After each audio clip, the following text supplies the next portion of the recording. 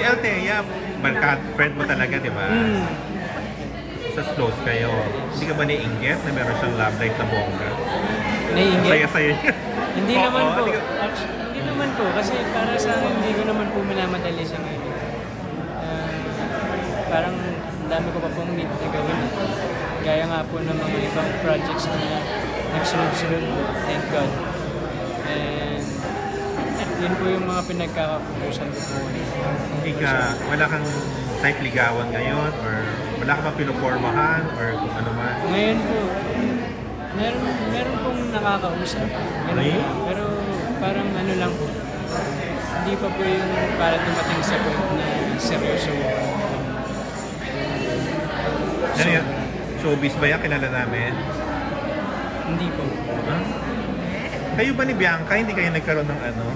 Ni Vera, na naging partner mo sa Unbreak? Wala bang naging closeness? Meron po naging close. Naging close kami ni Ben. Actually hanggang ngayon po kakamustahan kami sa GC na ginawa niya.